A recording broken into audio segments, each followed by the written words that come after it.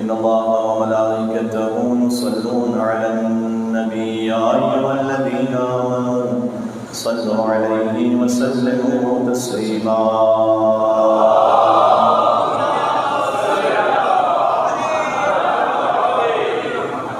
أعوذ بالله من الشيطان الرجيم بسم الله الرحمن الرحيم الحمد لله الذي أول بلا أول كان قبله والآخر بلا آخر يكون بعده الذي قصرت عن رؤيته أبصار الناظرين وعجزت عن نعته أوهام الواصفين والصلاة والسلام على أشرف الأنبياء والمرسلين حبيب إله العالمين العبد المرتضى والنبي المجتبى والرسول المصطفى سيدنا ونبينا وشفيع ذنوبنا وطبيب نفوسنا ومولانا بالقاسم محمد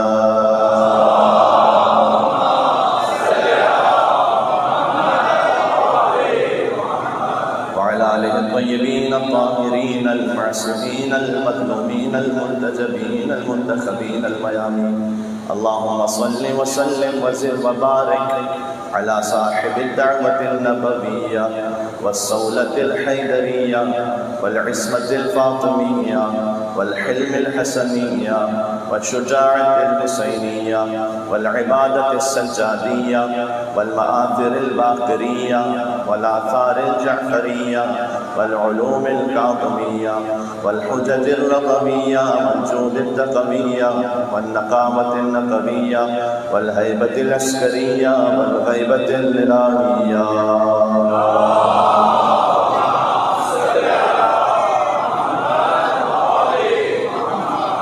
بسم الله الرحمن الرحيم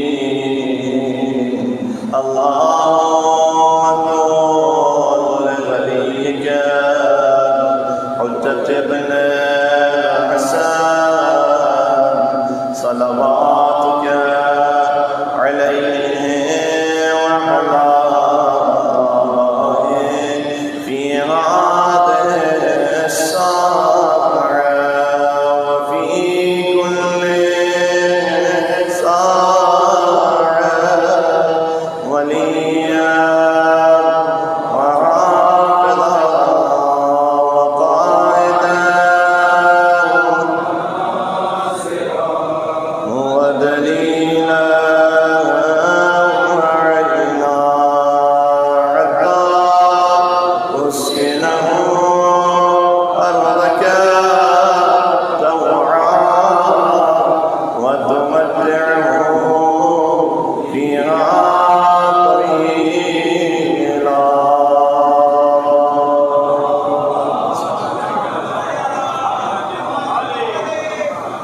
أما بعد فقد قال الله الحكيم في كتابه المجيد بسم الله الرحمن الرحيم قال يا نوح إنه ليس من أهلك إنه عمل غير صالح فلا تسألني ما ليس لك به علم إني أعيذك أن تكون من الجاهلين نعرہ صلوات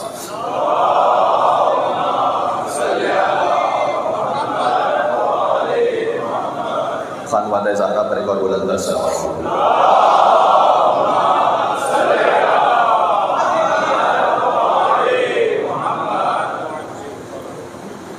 حسین منی و انا من حسین، یہ وہ حدیث مبارکہ ہے کہ جو اپنے اندر معانی اور مطالب کا سمندر لیے ہوئے ہیں۔ ایک سادہ لیکن بہت عمیق اور ہمیشہ زندہ و جاوید رہنے والا اس کا ترجمہ اور اس کا مفہوم یہ ہے، اور میں امید رکھتا ہوں کہ آپ اسے پہلے ہی فقرے میں وصول کر پائیں گے۔ حسین منی و انا من حسین، سن 4 ہجری ولادت امام حسین سے سن 61 ہجری شہادت امام حسین تک حسین منی، حسین مجھ سے ہے۔ سن 61 ہجری سے تا قیامت انا من حسین، میں حسین ابن علی سے۔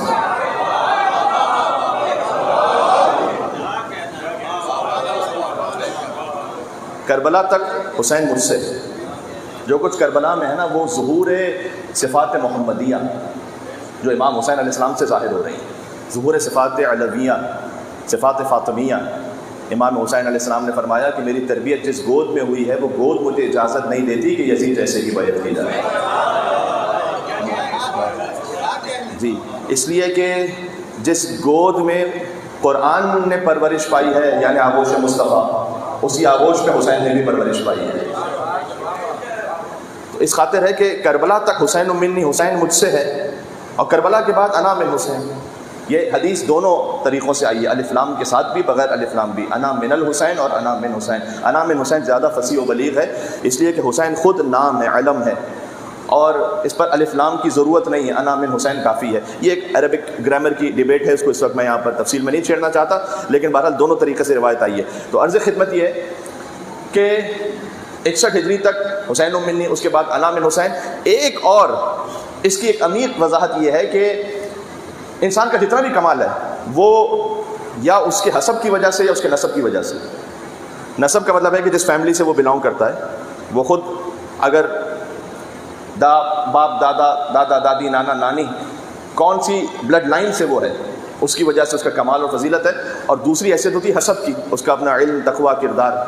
تو حضور مکرم نے فرمایا کہ حسین کا نسب دیکھنا ہو تو حسین منی، میں حسین مجھ سے ہے۔ حسین کا حسب دیکھنا ہو تو انا من حسین۔ حسین کا نسب یہ ہے، دیکھیں جیسے ماں باپ، دادا دادی، نانا نانی حسین کو ملے ہیں، ویسے نہ اولین میں کسی کو ملے ہیں نہ آخرین میں کسی کو ملے ہیں۔ اس پر میرا نہیں خیال کہ کوئی بھی مسلمان آ کر اس پہ بحث کر سکتا ہے کہ نہیں ایسا نہیں ہے۔ جیسے ماں باپ، دادا دادی، نانا نانی حسین کو ملے ہیں، حسین وہ ہے کہ جس کے دادا کے گھر میں دین خدا پلا ہے۔ ابو طالب ہے حسین کے دادا، حسین وہ ہے کہ جن کے دادا کے گھر میں دین خدا پلا، حسین وہ ہے کہ جس کی دادی کو اب بھی کعبہ چکا ہوا ہے۔ فاطمہ بنت اسد سلام اللہ علیہا کے لیے دیوار کعبہ شق ہوئی تھی، تو حسین وہ ہے کہ جن کی دادی کو اب بھی کعبہ جھکا ہوا۔ حسین وہ ہے کہ جس کے نانا سے ہم کو دین خدا ملا ہے۔ حسین وہ ہے کہ جس کی نانی کے خرچ پر دین چل رہا ہے۔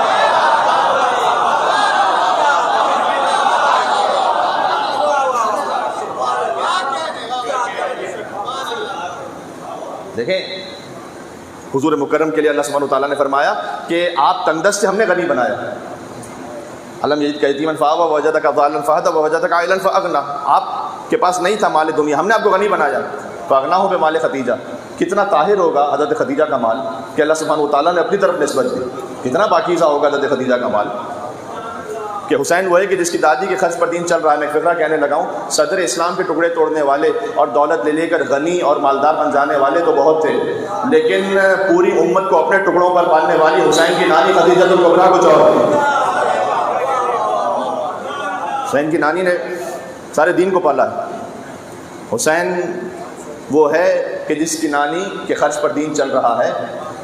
حسین آتا ہے ایسے گھر میں جہاں طہارت کا صائبہ ہو، حسین ہوتا ہی وہ ہے جس کا پدر علی ہو، بطول ماں ہو۔ یہ ہے حسین منی۔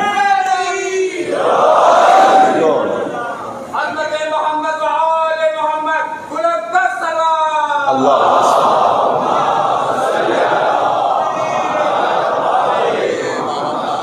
یہ ہے حسین منی، حسین مجھ سے ہے۔ انا من حسین، حسین کا جو حسب ہے، اب میں حسین سے ہوں۔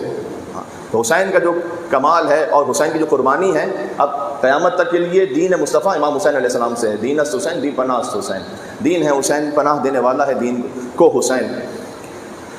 یہاں ایک بات قابل غور ہے، میں موضوع کو شروع کرنے لگا ہوں، اس حدیث کا بڑا گہرا تعلق ہمارے موضوع سے بھی ہے۔ موضوع ہم نے آپ کی خدمت میں عرض کیا کہ اہل بیت نبوت معدن رحمت، علم کا خزانہ اور حلم کی انتہا۔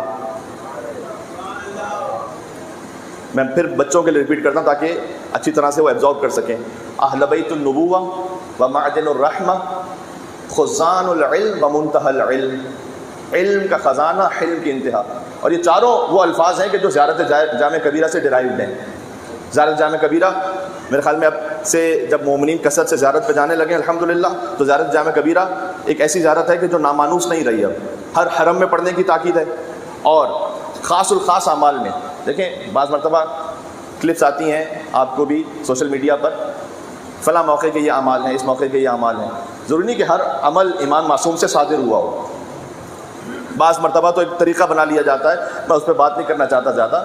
وہ عمل کی اتھینٹسٹی کیا ہے, وہ عمل کہاں سے آیا ہے, کس روایت میں ہے, کس کتاب میں ہے, یا ویسے ہی کسی کی دل کی روایت ہے اور کسی نے بنا کے بول دیا ہے.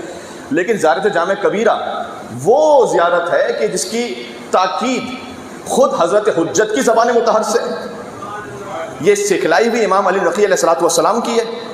امام نے یہ فرمایا کہ ہم اہل بیت میں سے کسی کے بھی حرم میں جاؤ تو اس زیارت کو پڑھو, یعنی چاہے کربلا جاؤ, نجف جاؤ, سامرہ, مشہد, کاظمین, مدینہ منورہ, یا اپنے شہر میں چہاردہ معصومین کی نیت سے زیارت کو پڑھیے.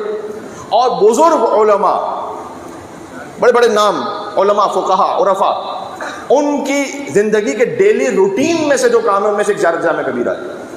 تو اگر آپ اس کو ڈیلی روٹین میں نہ رکھ سکے تو کم از کم میں آپ سے گزارش کروں گا کہ ویکلی, فورٹ نائٹلی اس کو اپنے روٹین میں رکھیں, اور 2-3 مرتبہ اس کا ترجمہ ضرور دیکھ لیجئے گا. کلام امام, فضائل امام, بزبان امام, جہاں پر کوئی شک کی گنجائش نہیں ہے, جہاں پر کوئی خدشہ نہیں ہے کہ کیا کسی شاعر نے ایگزیجوریشن کیا ہے, کسی خطیب نے کچھ بڑھا چڑھا کے بول دیا. نا, امام علیہ السلام نے جو فرمایا, اس خاطر ہے کہ اس زیارت جامع کبیرہ سے پہلے 100 مرتبہ تاکید ہے کہ اللہ اکبر پڑھیں, تسبیح پڑھیں. یہ اضافی ایک عمل ہے اور فضیلت ہے. اگر آپ 100 دفعہ تسبیح مطلب نہ پڑھ پائیں اللہ اکبر, تب بھی براہ راست زیارت شروع کریں تو زیارت ہو جائے گی انشاءاللہ. لیکن ایک تسبیح اللہ اکبر پڑھنے کی وجہ یہ ہے کہ علماء نے لکھا ہے کہ چونکہ اس زیارت میں وہ فضائل ہیں اہل بیت اطہار علیہ السلام کے کہ کہیں ڈاؤٹ نہ ہونے لگے کسی کو خدائی کا, تو پہلے 100 مرتبہ اللہ کی کبریائی کا اعلان کرو. مل کے سلامات دے دیں چہاردہ معصومین پر جنرل پاک علیہ السلام.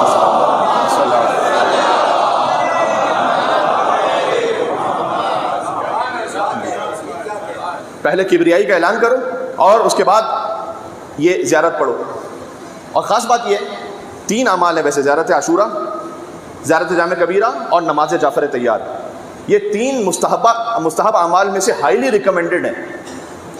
اور میں آپ سے گزارش کروں گا کہ آپ کے جتنے دنیا جہاں کے مسئلے ہیں وہ ان 3 اعمال میں سے ہی کہیں نہ کہیں حل ہوں گے. اس کے علاوہ شاید کہیں اور جانے کی ضرورت ہی نہ پڑے. لہذا جس نیت سے آپ اس معاملے کو حل کرنا چاہ رہے ہیں اس نیت سے پڑھ کے دیکھیں. زیارت جامع کبیرہ آسانی کے ساتھ مفاتیح الجنان میں اویلیبل ہے. اس زیارت کا آغاز اس طرح سے, مجھے زیارت پہ اشرا نہیں پڑھنا, میں نے زیارت سے فقط 4 الفاظ کو لیا ہے.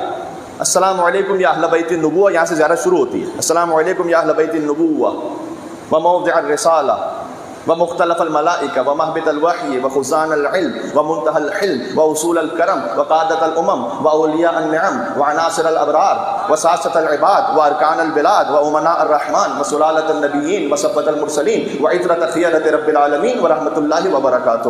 یہاں زیارت کا یہ پہلا حصہ ہے. سلام و اہل بیت نبوت آپ پر. تو وہ اہل بیت نبوت کے جو رحمت کی کان ہے, وما ارسلناک الا رحمۃ للعالمین ہی کے وسیع ہیں, رحمت کی کان ہے, علم کا خزانہ ہے, حلم کی انتہا ہے. اس پہ بات کریں گے انشاءاللہ کہ وہ کیسے علم کا خزانہ ہے, کیسے حلم کی انتہا ہے. اس لیے کہ علم حلم کے بغیر نامکمل ہے. ہمارے دعا میں یہ ہے کہ اللہ سبحانہ و تعالیٰ سے دعا مانگو کہ پروردگار میں اس علم سے پناہ چاہتا ہوں کہ جس میں حلم نہ ہو, برداشت نہ ہو. اس لیے کہ اگر علم ہے لیکن برداشت نہیں ہے, حلم نہیں ہے, تو ہو سکتا ہے کہ فائدے کے بجائے نقصان پہنچا جائے. کوئی صبر و تحمل ہونا چاہیے, پیشنس بہت ضروری ہے. جو بات آج ابتدا کرنے لگا ہوں, یہ جو ہے نا اہل بیت نبوت, یہ اہل کا جو لفظ ہے نبوت کے اہل بیت, نبی کے اہل بیت بھی نہیں. نبی سے رشتہ نہیں ہے, نبوت سے رشتہ ہے. نبی سے رشتہ ہونا اور ہے, نبوت سے رشتہ ہونا اور ہے. پروفٹ ہوڈ خود عہدے سے رشتہ ہے. یہ جو عہدے سے رشتہ ہے اس خاطر ہے کہ جب مباہلہ میں بلایا گیا کہ نبی کی عورتیں آئیں, تو نبی کی عورتوں کو نہیں بلایا گیا تھا, نبوت کی عورت کو بلایا گیا تھا. اس لیے نبی کی عورتیں گھر میں رہ گئی تھیں, نبوت کی جو خاتون تھی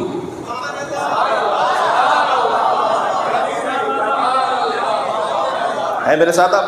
فمن حاجك فيه من بعد ما جاءك من العلم فقل تعالوا ندعو ابناءنا وابناءكم ونساءنا ونساءكم وانفسنا وانفسكم ثم نبتهل فنجعل لعنة الله على الكاذبين. یہ جو نساءنا ہے تو قرآن میں نبی کی ازواج کو بھی یا نساء النبی کہا گیا ہے. وہ نبی کی بیویاں ہیں, نبوت کی بیویاں نہیں ہیں. فرق ہے. نبی سے ان کا تعلق ضرور ہے لیکن نبوت سے جس کا تعلق ہے وہ ہے کہ جس کے احترام میں نبی بھی بلند ہو جاتا ہے. فاطمہ زہرا سلام اللہ علیہ کے احترام میں جو بلند ہو رہے ہیں، تو یہاں پر ایک عہدہ ہے کہ جو بلند ہو رہا ہے، باپ نہیں ہے فقط جو بلند ہو رہا ہے۔ ہاں، باپ کے لیے کوئی سنت رسول نہیں ہے کہ بیٹی آئے تو کھڑا ہو جائے، وہ نبوت بلند ہو رہی ہے، عہدہ بلند ہو رہا ہے۔ بقول آیت اللہ وحید خراسانی، ذرا تصور فرمائیے کہ جب رسول اللہ بلند ہو بی بی فاطمہ کے لیے، تو کیا آدم علیہ السلام بیٹھے رہیں گے وہاں پر؟ پتہ نہیں کتنی میری بات پہنچی۔ اللہ اکبر۔ جہاں رسول اللہ بلند ہو وہاں آدم علیہ السلام، نوح علیہ السلام، ابراہیم علیہ السلام، موسیٰ علیہ السلام، عیسیٰ علیہ السلام، وہ سبھی بلند ہوں گے۔ کیوں؟ اس لیے کہ سردار انبیاء بلند ہیں۔ ایک نبوت نہیں جس کے احترام میں 1.25 لاکھ نبوتیں کھڑی ہو جائیں، وہ ہے حسین کی ماں فاطمہ الزہرا سلام اللہ علیہا۔ مل کے سلام دیجیے گا یہاں پر، اللہ۔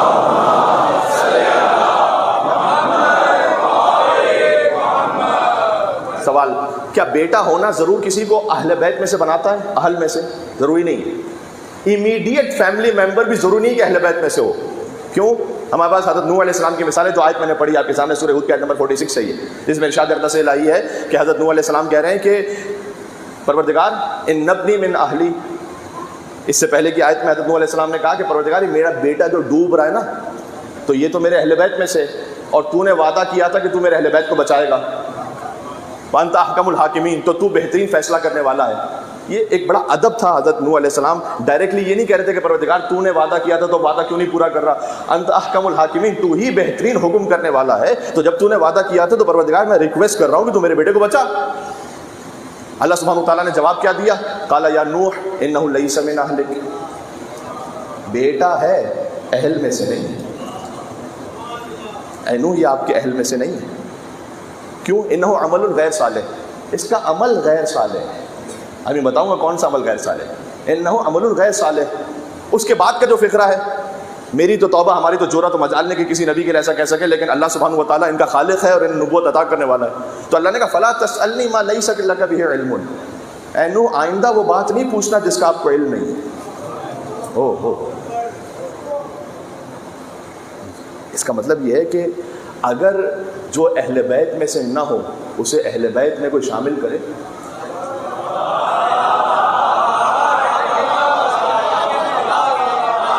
آپ تو چاروں میں سمجھنے والے ہیں، تو نبی اولو العزم بھی ہو،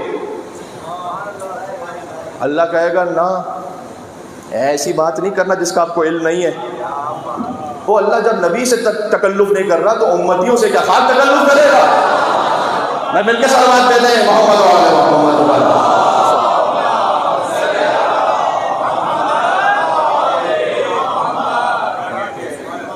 اس سے اگلا فقرہ اور زیادہ سخت ہے، اور بھی زیادہ سخت ہے۔ کیا؟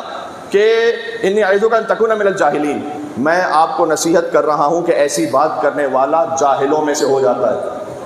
حضرت نوح علیہ السلام سے اللہ سبحانہ و تعالیٰ کہہ رہا ہے کہ یہ آپ کے اہل میں سے نہیں ہے، عمل غیر صالح، اس کا عمل ٹھیک نہیں ہے، اور کوئی ایسی بات کرے وہ جاہلین میں سے ہو جاتا ہے، میں آپ کو نصیحت کر رہا ہوں۔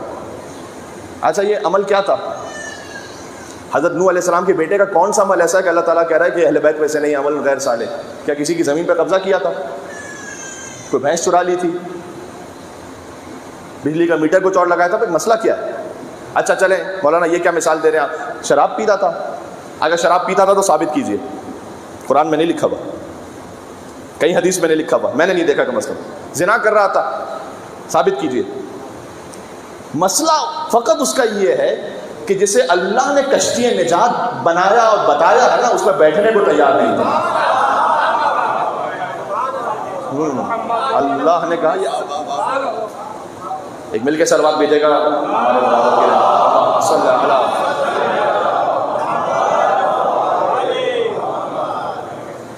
مسئلہ یہ ہے کہ وہ کشتی نجات میں بیٹھنے کو تیار نہیں ہے، تو پوچھ لیجئے حضور مکرم نے کشتی نجات کسے بتایا تھا؟ مسئلہ اہل بیت کا مسئلہ سفینۃ نوح، میرے اہل بیت کی مثال سفینہ نوح کی مثال ہے۔ فمن رکبھا نجا، جو اس میں بیٹھے گا وہ نجات پائے گا، تو جس میں نہ بیٹھے تو بیٹا بھی ہو۔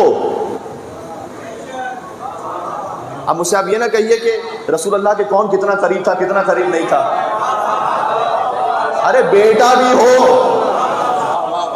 اللہ نے کہا جاہلوں والی بات نہیں کرنا، ہاں تمہیں تو علم ہی نہیں ہے اس بات کا، اور یہ عمل غیر صالح، اس کا عمل ٹھیک نہیں ہے، اس لیے کشتی نجات میں بیٹھنے کو تیار نہیں۔ ان الحسین مصباح الہدی و سفینۃ النجات، حسین ہدایت کا چراغ ہے، نجات کی کشتی ہے، سبحان اللہ۔ تو جو نجات کی کشتی میں بیٹھنا چاہتا ہے وہ آئے حسین ابن علی کے در پر۔ سب سے پہلی بات یہ سمجھ میں آئی کہ اہل کا مطلب وہ ہے کہ جو نبی کے دین کے ساتھ جس کی سنکرونائزیشن ہے، ہاں نبی کے دین کو ماننے والا ہے، تب وہ اہل میں سے۔ یہ اللہ تعالیٰ کا نظام ہے۔ میں نے کہا حسین علیہ السلام کا حسب، حسین کا نسب۔ مولا علی نے فرمایا جسے اس کا حسب گرا دے نا، اسے اس کا نسب نہیں اٹھا سکتا۔ کیا بات ہے! میں ہاتھ جوڑ کے کہہ رہا ہوں تمام سادات کرام بھی اس پہ توجہ کریں، اور تمام احباب، جسے اس کا حسب گرا دے نا، جس کا کردار گر گیا ہو، اسے اس کا نسب نہیں اٹھا سکتا۔ نوح علیہ السلام کے بیٹے کی مثال سامنے ہے، چاہے سگا چچا ہے، تبت یدا ابی لہب وتب۔ ہمیں سگوں سے مطلب نہیں، ہمیں مطلب یہ ہے کہ کون اس راہ پہ چلنے والا ہے۔ ایک وہ ہے کہ جس کا نسب کوئی خاص معلوم بھی نہیں ہے اور اتنا مشہور بھی نہیں ہے، لیکن چونکہ کردار میں اتنا بلند ہے، سلمان و منا اہل بیت، سلمان اہل بیت میں سے۔ تو اصل یہاں پہ بات ہو رہی ہے کردار کی، اس لیے ان الیس من اہل، یہ آپ کے اہل میں سے نہیں ہے۔ اب معاملہ یہ ہے کہ بعض لوگ یزید کی طرفداری پہ جب آتے ہیں، یزید ملعون کی، وہ کہتے ہیں کچھ بھی تھا بھائی صحابی کا بیٹا تھا، اس لیے آپ برا نہ کہیے۔ قرآن پر ہاتھ رکھ کے میں آپ سے کہنا چاہ رہا ہوں، اللہ نبی کے بیٹے کو چھوڑنے کو تیار نہیں ہے، تم صحابی کے بیٹے کے پیچھے پڑے ہو۔ اللہ تو نبی کے بیٹے کو معاف کرنے کو تیار نہیں ہے۔ اللہ کہہ رہا ہے کہ نبی کا بیٹا ہے لیکن اہل میں سے نہیں ہے، ختم۔ جن لوگوں کی زبان نجس ہے نا، وہ کہتے ہیں یزید کے جہنمی ہونے کی کوئی دلیل نہیں ہے۔ یہ وہی کہے گا کہ اس کے حلالی ہونے کی اپنی کوئی دلیل نہیں ہے۔ یزید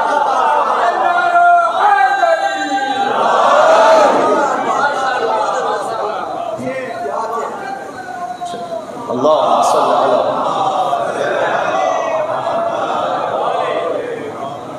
شب یکم محرم حرامی چیزیں واضح تو ہوں، آپ کہاں سٹینڈز کرتے ہیں واضح تو ہو، کس طرف ہے، یہاں پر موقف واضح ہونا چاہیے۔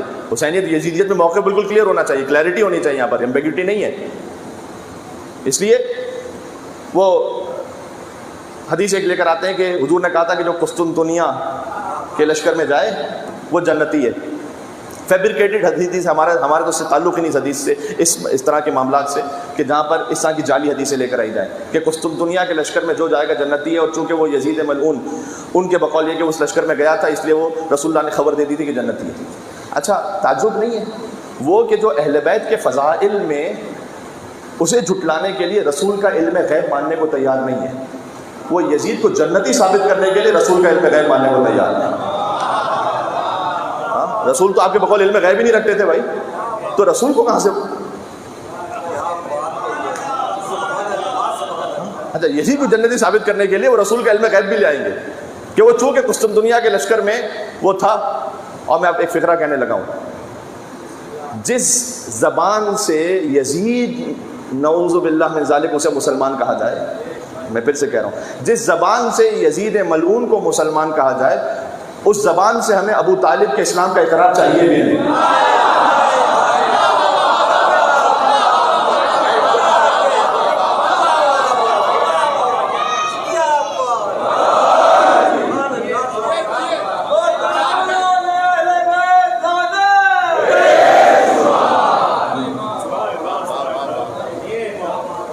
لا ریب یہ فطرت کا عقیدہ ہے شدید، کافر ہی وہ سمجھیں گے مسلمانوں کو جن لوگوں کی نظروں میں مسلمان ہو یزید۔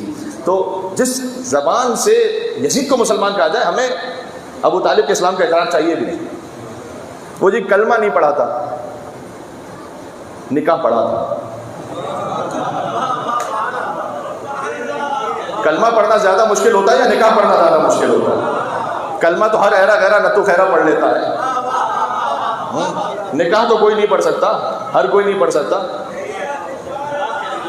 اور وہ جو خاموش ہے وہ تو بالکل ہی نہیں پڑھ سکتے، خاموش رہیں تو مولوی بھی نکاح نہیں پڑھتا۔ تو نکاح کلمہ نہیں پڑھا تھا. اس لیے ہم ابو طالب علیہ السلام دیکھیں یہ اہل بیت النبوہ کا جو لفظ ہے نا, آغاز اہل بیت کا جد ہے ابو طالب. ابو طالب ہماری غیرت کا مسئلہ ہے صلوات اللہ وسلامہ علیہ. تو کلمہ نہیں پڑھا تھا. کلمہ کنووکیشن ان کا ہوتا ہے جو کبھی کافر رہ چکے ہو. آپ اپنے بچے کو ساتھ میں لے کر آئیں اور کہیں کہ خیر سے مولانا صاحب یہ میرا پیارا سے بیٹا ہے. میں نے کہا اس نے کلمہ پڑھا؟ آپ کہیں گے مولانا یہ میرا بیٹا ہے, کیا مطلب ہے؟ یہ مسلمان کا بیٹا ہے, ابو طالب ابراہیم کا بیٹا ہے. ابو طالب علیہ السلام کو کلمہ پڑھنے کی ضرورت نہیں ہے, جس کا بیٹا خود کلمہ ہے.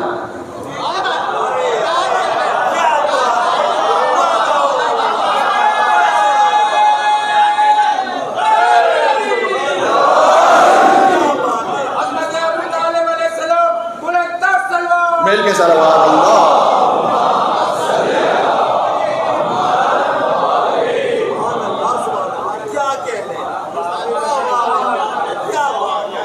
جس کا بیٹا خود کلمہ ہے. جی ایک روایت ہے مسلمانوں کی کتابوں میں, جنرل تقریباً نصیحتوں کی کتابوں میں روایت لکھی ہوئی ہوتی ہے کہ ایک شخص تھا کہ جو جہنمی تھا, اللہ نے جنت میں بھیجا اسے. تو کہا پروردگار, فرشتوں نے پوچھا اس نے کیا کیا ہے؟ کہ اس نے کچھ نہیں کیا, اس کے بیٹے نے بسم اللہ الرحمن الرحیم پڑھی ہے. یہ روایت سن رکھی ہے یا نہیں میرے بھائی؟ کہ جس کے بیٹے نے بسم اللہ الرحمن الرحیم پڑھی ہے, مجھے حیا آتی ہے کہ میں اس کے باپ کو جہنم میں بھیج دوں. آپ کو کہتے ہوئے حیا نہیں آتی کہ جس کا بیٹا بسم اللہ الرحمن الرحیم پڑھے اس کا باپ کو جنت میں چلا جائے, جس کا بیٹا خود نقطۂ بائے بسم اللہ ہو.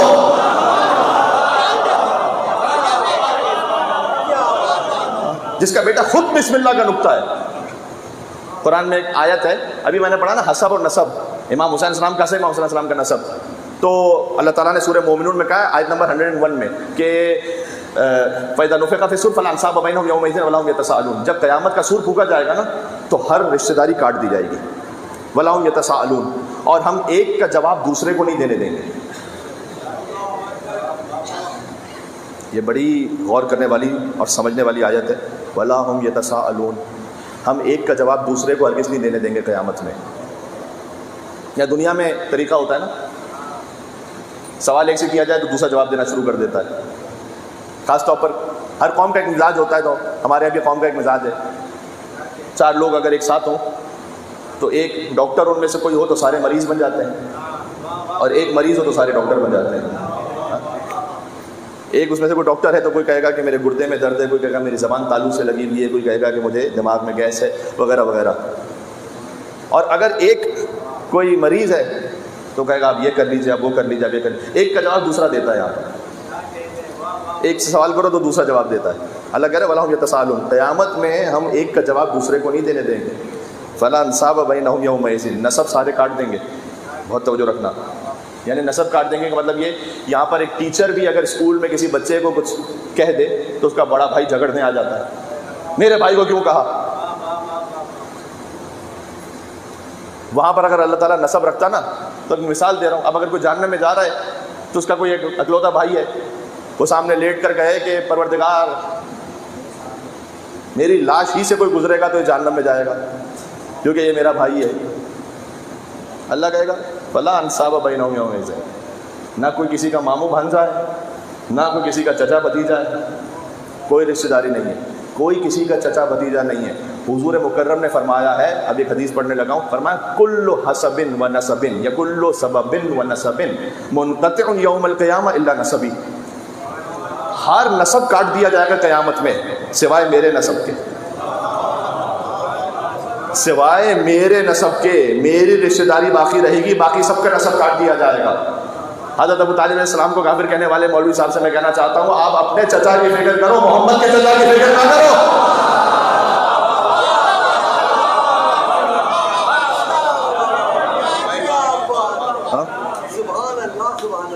جی یہ یہاں سے اگر میں کہوں, دیکھیں کیوں اہل بیت النبوہ میں حضرت ابو طالب علیہ السلام کے کردار کو سمجھانا ضروری ہے. اس لیے کہ کربلا معلیٰ میں آپ دیکھیے, حسین ابن علی ابن ابی طالب, عباس ابن علی ابن ابی طالب, زینب بنت علی ابن ابی طالب, ام کلثوم بنت علی ابن ابی طالب, سکینہ بنت الحسین ابن علی ابن ابی طالب, مسلم ابن عقیل ابن ابی طالب, جفلان مسلم ابن عقیل ابن ابی طالب, جعفر ابن عبداللہ ابن طیار, اون محمد ابن عبداللہ ابن جعفر طیار ابن ابی طالب، قاسم ابن حسن ابن علی ابن ابی طالب، علی اکبر ابن حسین ابن علی ابن ابی طالب، علی اصغر ابن حسین ابن علی ابن ابی طالب. پوری کربلا تو پال کر دی ابو طالب علیہ السلام نے. اہل بیت النبوہ، اہل بیت کی بنیاد، سب کچھ جو ہے وہ وہاں سے.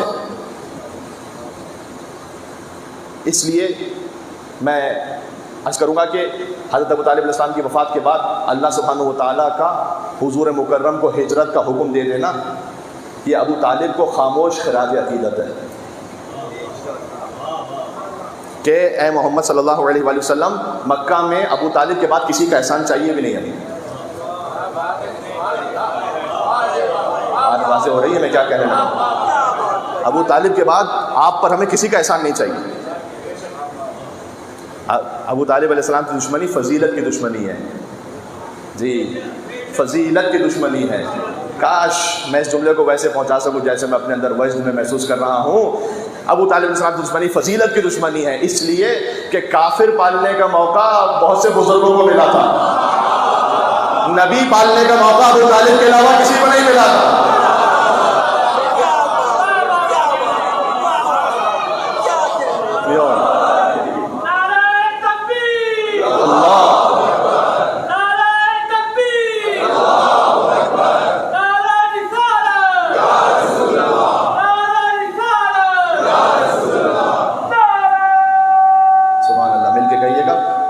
کنکلوژن پہ جاؤں گا.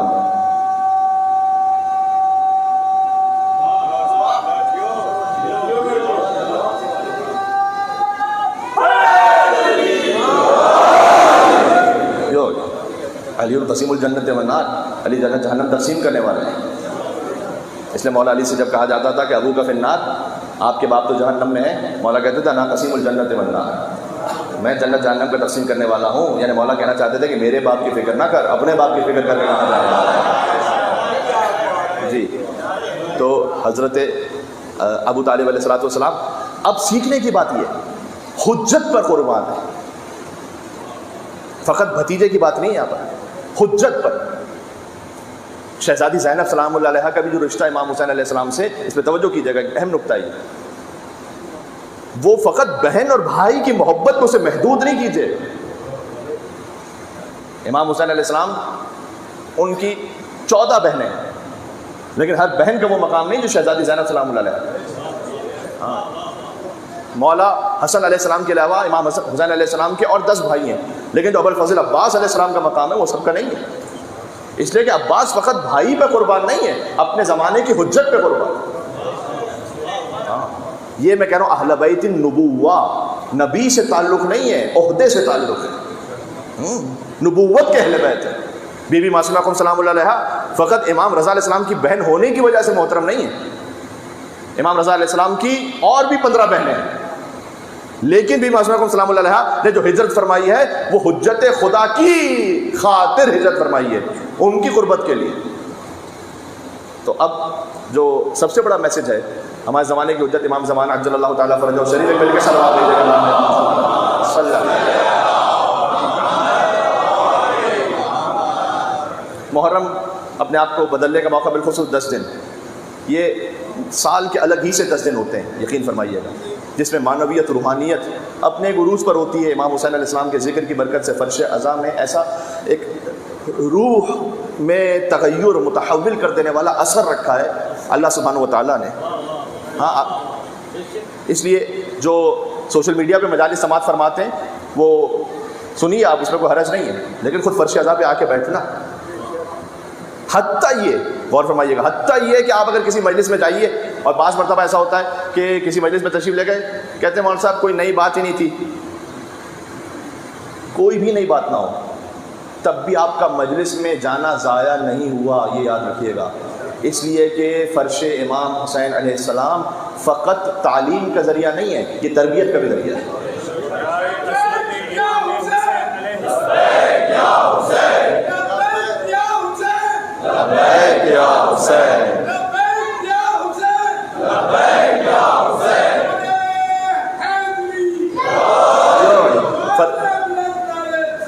اللہ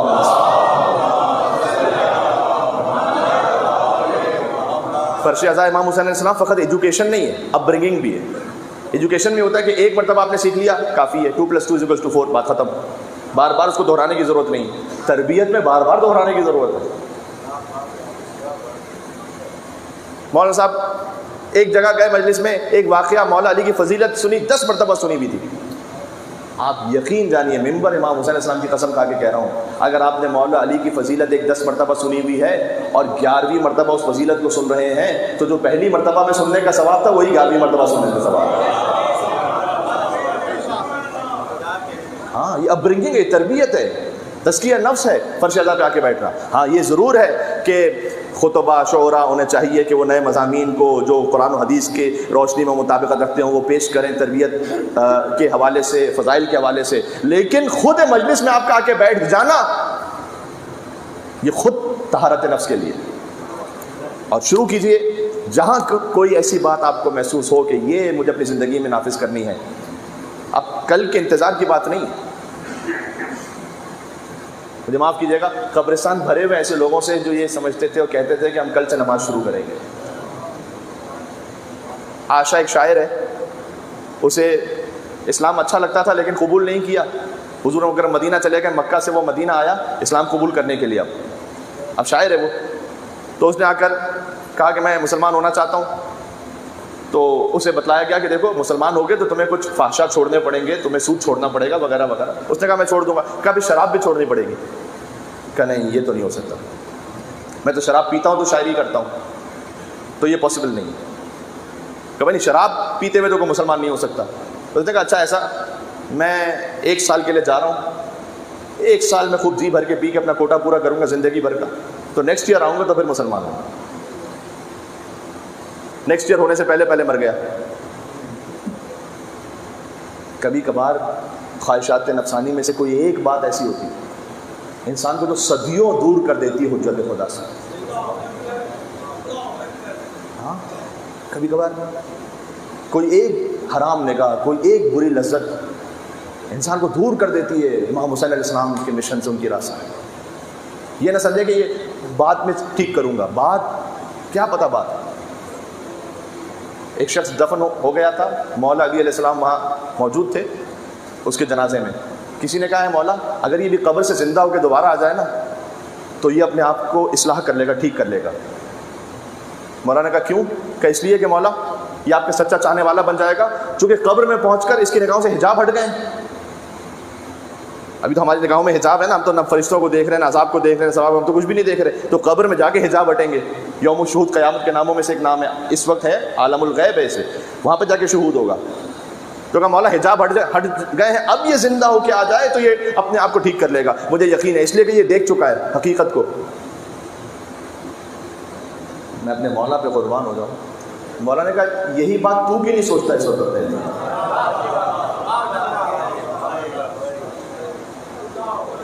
مولا کہنا چاہ رہے تھے اس کے پاس تو قبر سے آنے کا موقع نہیں، تیرے پاس تو مہلت ہے، اس کے لیے کیوں بول رہا ہے، اپنے لیے کیوں نہیں سوچ رہا؟ یہ یکم محرم الحرام کی شب میں آپ سے 10 بستہ گزارش کرنا چاہتا تھا، اس لیے کہ وہ عشرہ محرم سماعت فرمائیں گے یہاں پر، اور جہاں جہاں آپ سننا چاہتے ہیں مجالس کو، اور تشریف لے جائیں گے، میری مائیں بہنیں سب۔ تو آپ کو کوئی ایسی بات محسوس ہو کہ یہ میری نفس کی اصلاح کے لیے بہت اہم ہے، کل کا انتظار نہ کریں، آج سے شروع کریں۔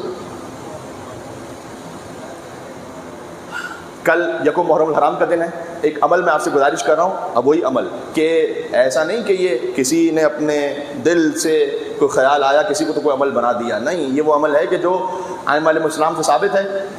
ہر ماہ کی پہلی تاریخ کو جو اسلامی ماہ ہے اس کی ایک خاص نماز ہے، اور وہ نماز ہے امام محمد تقی علیہ السلام پڑھا کرتے تھے اس نماز کو، اللہم صلی علی محمد وعلی محمد۔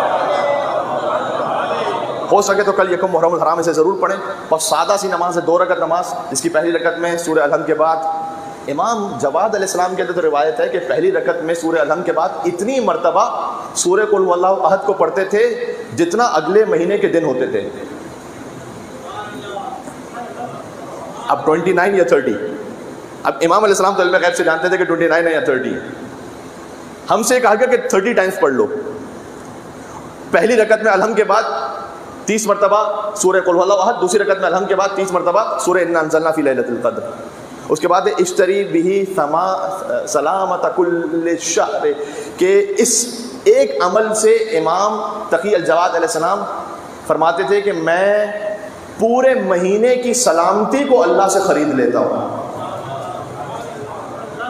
2 رکعت نماز. اس کے بعد ایک عمل اور ہے اس ساتھ ملحق ہے کہ استطاعت کے مطابق جتنا آسان ہو صدقہ.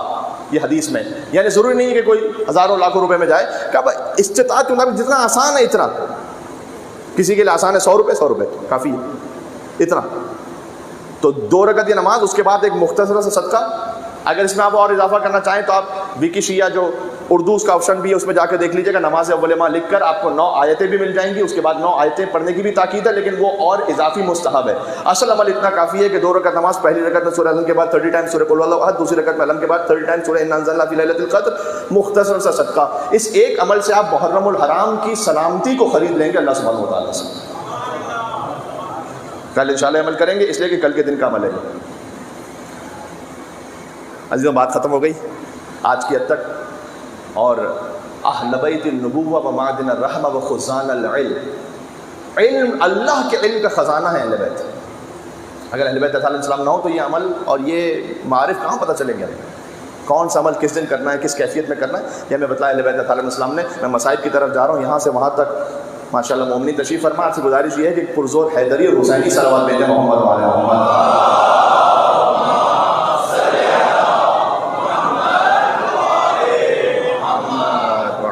فرجہم.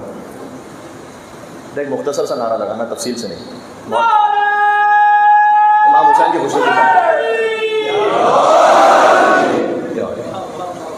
حسین علیہ السلام کی شہادت لا الہ الا اللہ محمد رسول اللہ علی ولی اللہ کو بچا گئی. ظاہر میں تو سامنے لا الہ الا اللہ محمد رسول اللہ کہنے والے ظاہر میں تو ہیں. میں مصائب پر آ چکا تھا لیکن ایک فقرہ ابھی زبان پر آ رہا ہے، آپ سے قبول کریں گے. علی ولی اللہ جانتے ہو کلمے میں کیوں ضروری ہے؟ جب علی ولی اللہ کے بغیر لا الہ الا اللہ، تو دیکھا کیا حشر تھا. محمد رسول اللہ پر ایمان تھا، اس کی کیا کیفیت تھی. یعنی جس کے کلمے میں علی ولی اللہ ہوتا ہے اس کا محمد رسول اللہ محفوظ ہو جاتا ہے.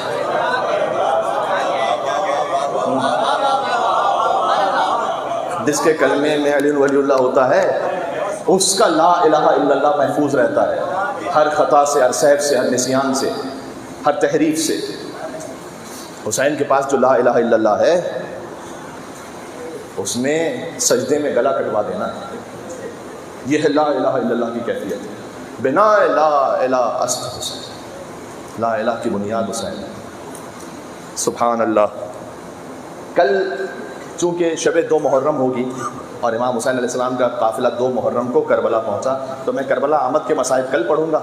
آج ہمیں ایک اضافی مجلس اعضاء الحمدللہ نصیب ہو گئی ہے، تو میں وہیں مدینہ سے روانگی اور کچھ کیفیتیں آپ کی خدمت میں پڑھنا چاہتا ہوں. اور ایک اور کیفیت ہے جو مجھے بیان کرنا اپنے اوپر واجب ہے، وہ میں نے اپنے اوپر لازم کیا ہوا ہے کہ جہاں کہیں عشرہ محرم سے خطاب کی توفیق اللہ سبحانہ و تعالیٰ دے اور پہلی محرم کی شب ہو، چاند طلوع ہو گیا محرم کا، آئے حسین کی صدایں آسمانوں پر بھی فقط زمین پر نہیں. امام کی حدیث یہ ہے کہ فرشتے اللہ کے حکم سے حسین کا خوب بڑا کرتا عرش پہ لہراتے ہیں محرم کی پہلی رات میں، اور وہ کرتا جا بجا کٹا ہوا پھٹا ہوا. اتنے زخم تھے نا امام حسین علیہ السلام کے جسم اطہر پر.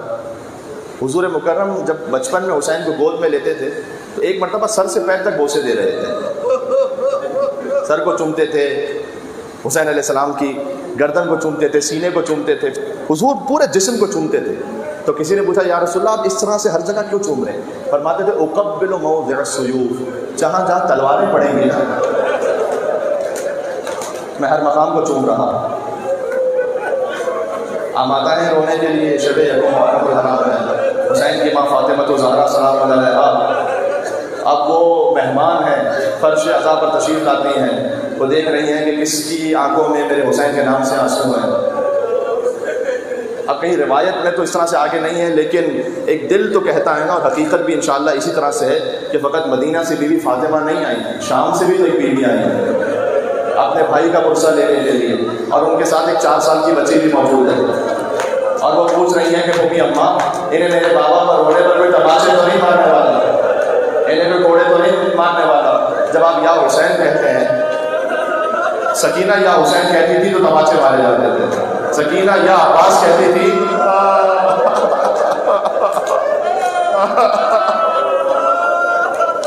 یہ جو میں نے اپنے اوپر لازم اور واجب کیا ہوا وہ جانتے ہیں کیا ہے؟ وہ یہ ہے کہ شب یکم محرم الحرام مصائب کا آغاز میں کروں بی بی فاطمہ الزہرا سلام اللہ علیہ کے مصائب سے، حسین کی ماں فاطمہ الزہرا کا ذکر ہو، مصائب کا آغاز وہاں سے۔ لعن اللہ امتا اسست اساس الظلم والجور علیکم اہل البیت، زیارت عاشورہ کا فقرہ ہے، پروردگار کو ان لوگوں پر لعنت کر جنہوں نے حسین پر ہونے والے ظلم کی بنیاد رکھی ہے۔ وہ وقت کہ جب حسین کی ماں در و دیوار کے درمیان آئی، وہ وقت کہ جب حسین کی ماں کا پہلو شکستہ ہو گیا، اللہ اکبر، جب پسلیاں ٹوٹنے لگی، فرمایا اے فضا مجھے سنبھال لینا، میرا محسن مار دیا ہے۔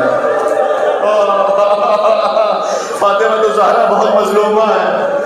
حسن اور حسین ایک خاص جگہ سے نہیں گزرتے تھے مدینہ میں، امام سے پوچھا جاتا تھا مولا اس گلی سے کیوں نہیں جاتے؟ کہا جب میری ماں جایا کرتی تھی تو ان پر ہاتھ اٹھا کر انہیں مدینہ کی گلیوں میں گرا دیا جاتا تھا۔ اللہ اکبر۔ رسول اللہ کی وفات کے بعد جو ظلم کا آغاز ہے، جو بی بی فاطمہ الزہرا اور حسین کا تعلق ہے نا، وہ شاید کسی ماں اور کسی اولاد کا نہیں ہے، حتیٰ زہرا سلام اللہ علیہ کی اپنی اولادوں میں بھی جو ان کا امام حسین علیہ السلام سے تعلق ہے۔ جانتے ہو کیوں؟ اس لیے کہ جب زہرا سلام اللہ علیہ، روایت میں کہ امام حسین علیہ السلام حمل سے تھے، تو وہ بی بی ام سلمہ کے پاس آئیں اور آ کے کہتی ہیں کہ میرے شکم میں جو بچہ ہے مجھ سے کلام کرتا ہے، صبح کا وقت ہوتا ہے تو وہ کہتا ہے کہ السلام علیکم یا اماں انا ولدک العطشان، اے ماں آپ پر سلام ہو، میں آپ کا بہت پیاسا بیٹا ہوں۔ عصر کا وقت آتا ہے تو وہ کہتا ہے السلام علیکم یا اماں، اے میری ماں پر میرا سلام ہو، میں آپ کا وہ بیٹا ہوں جسے ذبح کیا جا رہا ہے۔ جب رات کا اور شام کا وقت آتا ہے تو کہتا ہے السلام علیکم یا اماں، اے میری ماں پر سلام ہو، میں آپ کا وہ بیٹا ہوں جس کا لباس لوٹا جا رہا ہے۔ ام سلمہ لے کر گئی بی بی فاطمہ الزہرا کو رسول اللہ کے پاس۔ بی بی خود عالم غیر معلمہ کی ماں ہیں، جانتی ہیں اپنے علم سے، لیکن مصائب کا اس طرح سے اظہار ہونا ہے کہ اے بیٹی آپ کا جو بیٹا حسین میرا نواسہ آپ کو سلام کرتا ہے نا، وہ وقت کے اعتبار سے ایک صبح ہوگی حسین بہت پیاسا ہوگا، وہ آپ سے کہتا ہے کہ اماں میں بہت پیاسا ہوں، ایک عصر آئے گی حسین کو ذبح کر دیا جائے گا، ایک شام آئے گی حسین کا لباس لوٹ لیا جائے گا۔ کہاں امام حسین علیہ السلام پر ہونے والے؟ جب امام حسین علیہ السلام کا لباس لوٹا جا رہا تھا، کوئی انگشتری لے کر چلا گیا، انگشتری ایسے لے کر چلا گیا کہ حسین کی انگلی کو کاٹ دیا گیا۔ اس کے بعد حسین کا لاشا آباد ہوتا رہا، ایک بہن 70 قدموں کے فاصلے سے دیکھتی رہی، ہر شہید کا وارث آیا، اپنے اپنے شہیدوں کے لاشیں لے گیا، درمیان میں حسین کا لاشا باقی رہ گیا۔ دائیں طرف کے گھوڑے بائیں طرف دوڑ گئے، بائیں طرف کے گھوڑے بائیں طرف دوڑ گئے، حسین کا لاشا گھوڑوں کی ٹانگوں تلے کچلا چلا گیا۔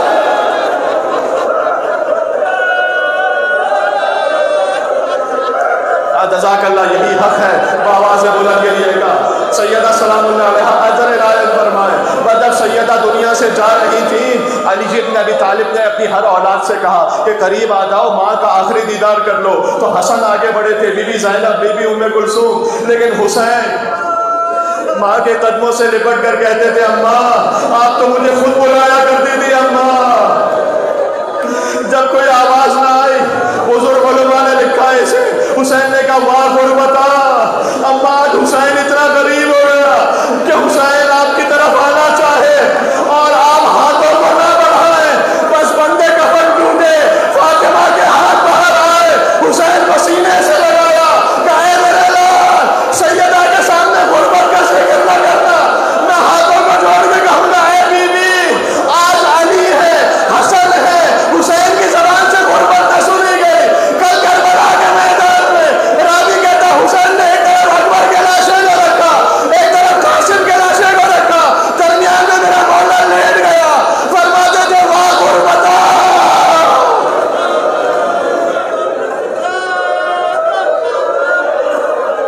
یکم محرم الحرام میں بی بی فاطمہ زہرا کو پرسہ دینا ہے، پروردگار آج تیرا حسین غریب ہو گیا، بس حسین اب جب چلے ہیں مدینہ سے تو ذرا سوچو کہ کتنی سخت منزل ہے کہ حسین مدینہ سے چل رہے ہیں. ماں فاطمہ تو زہرا کی قبر پر جب ودا ہونے لگے تو بی بی فاطمہ نے ایک وصیت کی. جانتے ہو کس سے؟ عباس سے وصیت کی. میر انیس رحمۃ اللہ علیہ لکھتے ہیں ہاں بلاؤ میرا عباس دلاور ہے کدھر، وہ فدا ہے میرے پیارے پر میں صدقے اس پر. بی بی فاطمہ کی قبر سے صدا آ رہی ہے. وہ عباس میرے حسین پر فدا ہے نا وہ فدا ہے میرے پیارے پہ میں صدقے اس پر. شکم غیر سے گو ہے وہ میرا ہے پسر. ام البنین کا بیٹا ہے لیکن میرا لاڈلا ہے وہ. شکم غیر سے گو ہے وہ میرا ہے پسر. یہ صدا سن کے برادر کو پکارے سرور. ابھی رہوار کو آگے نہ بڑھاؤ بھائی، یاد فرماتی ہیں اماں ادھر آؤ بھائی. آ کے عباس نے سر رکھ دیا پائیں نے مزار. جو اس جملے پہ رو سکے تو میں اسے سلام پیش کرتا ہوں. عباس نے فاطمہ الزہرا کی قبر کے پائیں تھی اپنا سر رکھ دیا. آ کے عباس نے سر رکھ دیا پائیں نے مزار. آئی زہرا کی ندا میں تیری غربت پہ نثار. اپنے پیاروں کے برابر میں تجھے کرتی ہوں پیار. دھیان بھائی کی حفاظت کر رہے اے زنہار، دھیان بھائی کی حفاظت کر رہے اے زنہار. کوئی غربت میں اسے مار نہ ڈالے بیٹا، کوئی غربت میں اسے مار نہ ڈالے بیٹا. میرا شبیر ہے تیرے حوالے بیٹا. زہرا نے شبیر کو عباس کے حوالے کیا. لہذا جب قافلہ واپس بڑھنا تھا ام البنین کو کہا گیا عباس مارے گئے، کہ بتاؤ حسین کی کیا خبر.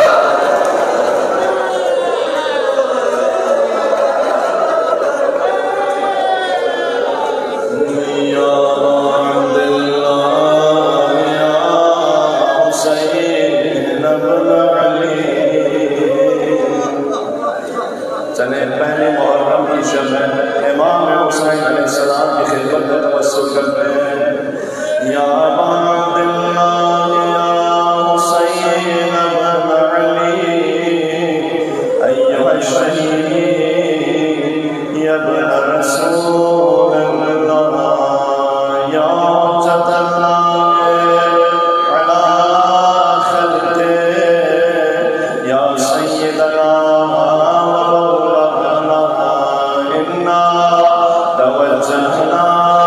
واستشفعنا وتوسلنا بك إلى الله وقدمناك بين يدي حاجاتنا يا وجيها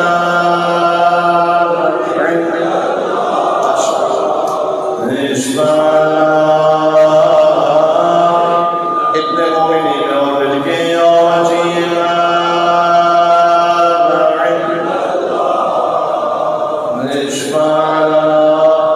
ایک مرتبہ اور کہنے ظہور امام کے لیے یا وجیہا عند اللہ اشفع